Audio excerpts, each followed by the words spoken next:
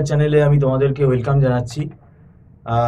2025 সালে যারা তোমরা ক্যাট এক্সাম দেবে, যারা ক্যাট অ্যাসপিরিয়েন্টস রয়েছো, আমরা এর আগেও তোমাদের জানিয়েছি যে আমাদের কিন্তু এই 2025 সালে যে অনলাইন টিউশন আমরা প্রোভাইড করছি ক্যাটের, এটা আমরা পড়ানো স্টার্ট করে দিচ্ছি। এবং এখনও আমরা তোমাদেরকে বলছি যে এই ভিডিওটা তোমাদের কাছে যদি পৌঁছয়, তোমরা যদি মনে করো ক্যাটের প্রিপারেশান নিতে তোমরা ইচ্ছুক, একটা গাইড তোমাদের দরকার, তাহলে তোমরা ফোন করতে পারো। স্ক্রলে ফোন নাম্বার আছে। ক্যাট এক্সামটা সবাই জানো, এটা একটা one of the toughest exam in India. এটা আমাদের দেশে খুব একটা টাফ এক্সাম, ম্যানেজমেন্টের এক্সাম, ন্যাশনাল লেভেল এক্সাম এটা। এবং এখানে নেগেটিভ মার্কিং থাকে, এটা সবাই জানো। এবং ক্যাটের সিলেবাসটা কিন্তু অনেক বড়। এবার কম্পিটিশানটা কোথায় তৈরি হয়, যে নাম্বার অফ মানে কতটা তুমি অ্যাকুরেট করে আসছো, নেগেটিভ মার্কিংটা তোমার কত কমছে, সেইটার বেসিসেই কিন্তু তোমার পার্সেন্টাইলটার হিসেব হবে। আর ক্যাটে আমরা যেটা মনে করি যে এখানে খুব ভালো স্কোর না করতে পারলে ভালো কলেজ পাওয়া যায় না। ক্যাটে কিন্তু অ্যাভারেজ স্কোর করে কোনো লাভ নেই, ভালো স্কোর করতে হবে। তবে কিন্তু ক্যাটের থ্রু দিয়ে যে এমবিএতে কলেজগুলোতে তুমি অ্যাডমিশন নেবে, সেগুলো কিন্তু খুব ভালো কলেজ, তবে তুমি পাবে। তো সেটা করতে গেলে কি করতে হবে, ক্যাটের সিলেবাসটা বড় আমি বললাম। এইবার এই সিলেবাসটাকে কোপ আপ করতে গেলে এখানে কিন্তু প্রথমত পড়তে হবে একদম কনসেপ্ট ক্লিয়ার করে। এবং আমাদের এখানে প্রথমেই কিন্তু ওই কিছু কোয়েশ্চেন সলিউশন দিয়ে দেওয়া হয়, পেপার মানে প্রিন্ট আউট করে নিল স্টুডেন্টরা, ওখানে সলিউশন দেখে দেখে পড়লো, ওরকমভাবে হবে না। এখানে আমাদের যে টপিকগুলো আছে সিলেবাসে, সেগুলো পুরো ফ্যাকাল্টি যিনি আছেন সে পুরো কনসেপ্ট ক্লিয়ার করবে, এবং সেটা যতদিন লাগবে ততদিন। এরপরে আমাদের এখানে ছোট ছোট ক্লাস টেস্ট বেসিসে দেখা হয় যে কতটা সে অ্যাটেন্ড করতে পারছে। পরবর্তীকালে এখানে আমাদের মক টেস্টেরও ব্যবস্থা আছে।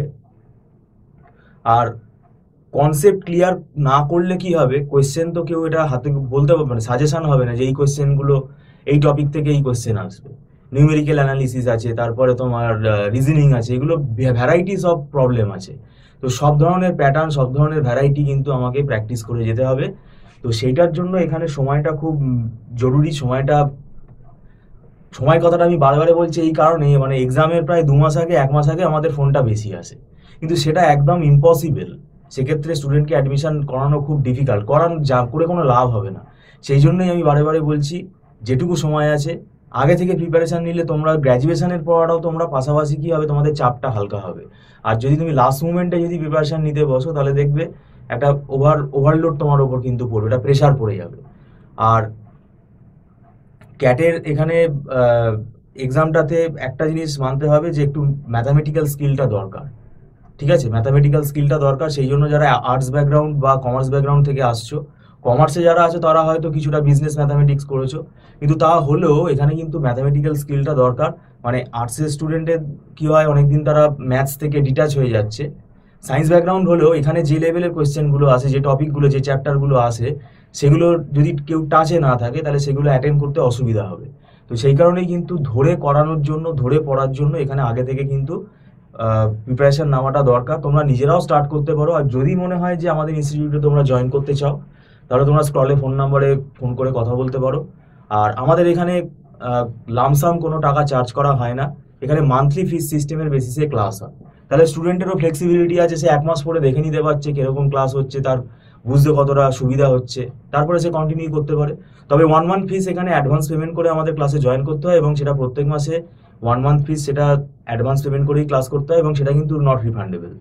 আর এখানে আমাদের যিনি ফ্যাকাল্টি ক্লাস করান, পুরো বোর্ড ওয়ার্কটা কিন্তু সে স্টুডেন্ট দেখতে পায়, সরাসরি বোর্ডে যা যা ফ্যাকাল্টি লিখছে সেগুলো সব দেখতে পায়, এবং ফ্যাকাল্টির সাথে কথাও বলতে পারে তারা। একদম ইনস্ট্যান্ট এখানে ডাউট ক্লিয়ার করা হয়, এবং এটা গুগল মিটের ক্লাসটা করা হয়।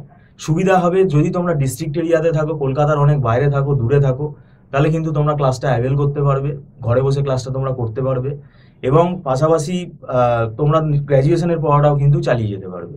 তো যাই হোক, এখানে ক্যাট এক্সামটা সম্বন্ধে তোমাদেরকে আমি একটু আইডিয়া দিলাম, এবং আমি আশা করব যদি মনে হয় যে তোমাদের একটা গাইডেন্স দরকার, তাহলে তোমরা স্ক্রলে ফোন নাম্বার আমাদের সাথে যোগাযোগ করতে পারো।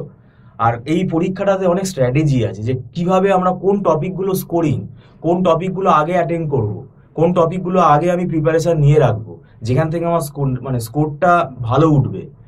একটু টাফ টপিকগুলোকে আমরা পরে করব।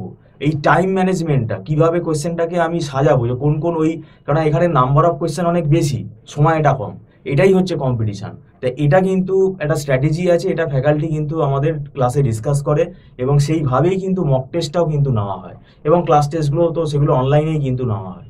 তো যাই হোক, ভিডিওটা সম্পূর্ণ দেখার জন্য আমি তোমাদেরকে ধন্যবাদ জানাচ্ছি। Thank you so much.